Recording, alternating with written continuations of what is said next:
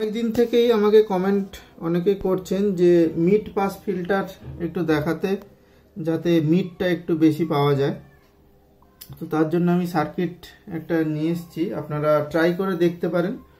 এটাতে মিডের রেজাল্ট মোটামুটি ভালোই। আর আমার যেরকম অ্যাম্পলিফায়ার ইউজ করি, ছোট অ্যাম্পলিফায়ার, আর এটা ডুয়েল পাওয়ার সাপ্লাই। এটা ডুয়েল পাওয়ার সাপ্লাই, এটা 4558 আইসি দিয়ে বানানো। আমি এই ভিডিওতে যে সার্কিট ডায়াগ্রামটা দেখাবো ঠিক একই কানেকশান হবে। কিছু রেজিস্ট্যান্স আর পিএফ চেঞ্জ করে আলাদা আলাদা ফ্রিকোয়েন্সি কিভাবে তৈরি করা যায় সেটা আমি আপনাদের কোনো একটা ভিডিওতে দেখিয়ে দেবো। একই সার্কিট থাকবে, শুধু পিএফ আর রেজিস্ট্যান্সের কিছু মান চেঞ্জ করতে হবে। তাতে আপনি হাই পাবেন, মিড পাবেন আর লো পাবেন। আর এটা ট্রান্সফর্মারটা তো জানেন, 2 অ্যাম্পিয়ারের ট্রান্সফর্মার। কিন্তু সব কিন্তু অন আছে, কিন্তু কোনো নয়েজ নেই। তার কারণ আর্থিংটা খুব ভালো থাকে, গ্রাউন্ডটা খুব ভালো করা থাকে, তাই। তো চলুন এবার এর সাউন্ডটা শোনাচ্ছি আপনাদের। চারিদিকে অনেক নয়েজ আছে, একটু অসুবিধা হয়তো হতে পারে।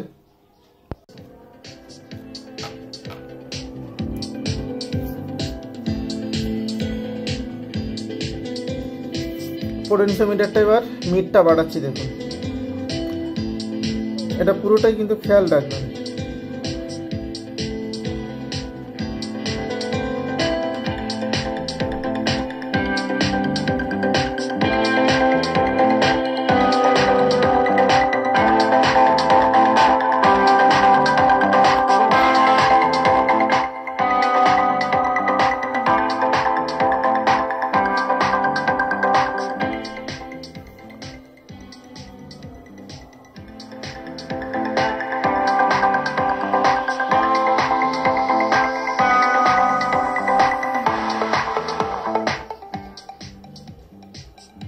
এখানে আপনাদের গান শোনালে খুব ভালো হতো, কিন্তু শোনানো যাবে না।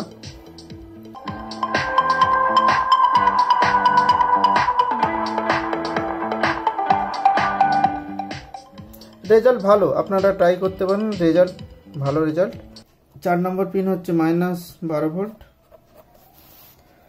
8 নম্বর পিন হচ্ছে +12 ভোল্ট, 1 আর 2। এখানে কিন্তু কোনো কম্পোনেন্ট চেঞ্জ করা যাবে না, যেগুলো চেঞ্জ করা যাবে সেগুলো আমি বলে দেবো। এটা ফিডব্যাক রেজিস্ট্যান্স লাগবে 10K। এই 10K কিন্তু চেঞ্জ করা যাবে না।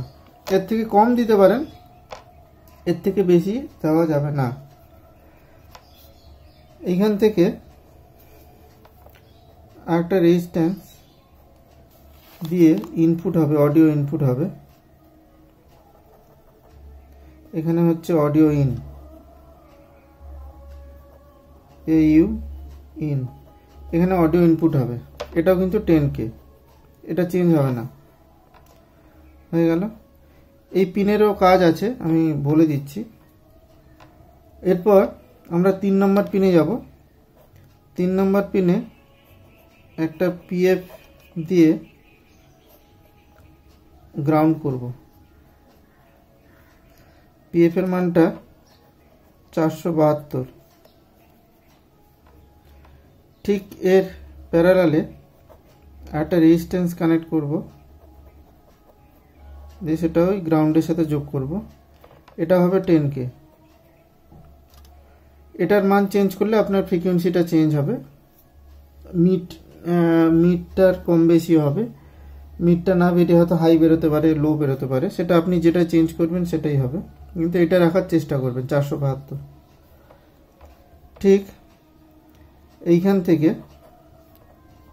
এই 3 নম্বর পিনে একটা রেজিস্ট্যান্স আবার দেব, সেটাও 10K।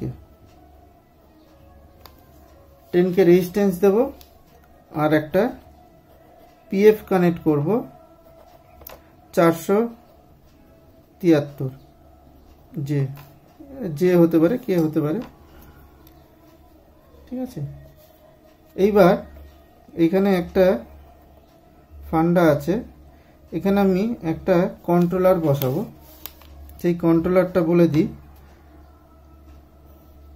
50K একটা ভিআর আমরা কানেক্ট করব। 50K 50K 100K নিলে খুব একটা ভালো হবে না, 50K ইউজ করবেন আপনারা। এর এই মাঝের পিন এইখানে কানেক্ট হয়ে যাবে, মাঝের পিনের সাথে, ঠিক আছে। আর এইখানে যে অডিও ইনটা হচ্ছে এর সাথে কানেক্ট করবে, 1 নম্বরের পিনের সাথে। অডিও ইন এখানেও হবে, এখানেও হবে। আর এখান থেকে একটা ফিডব্যাক নেব। এই ফিডব্যাক, এই যে তারটা এইখান থেকে আউট হবে, অডিও আউট হবে। এটা অ্যাম্পলিফায়ারে চলে যাবে, এই পয়েন্টটা অডিও আউট অ্যাম্পলিফায়ারে যাবে। আর এইখান থেকে একটা ফিডব্যাক নিয়ে এই পোটেনশিওমিটার যে এই পয়েন্ট আছে এই পয়েন্টের সাথে দিয়ে দেবো। আপনারা ট্রাই করুন। এটা ডুয়েল সাপ্লাইতে আছে, 12-0-12 ইউজ করবেন আপনারা। ডুয়েল সাপ্লাইয়ের জন্য 2 অ্যাম্পিয়ার ইউজ করতে পারেন, তবে সবসময় চালানোর জন্য 750 মিলি অ্যাম্পিয়ারের ইউজ করা ভালো।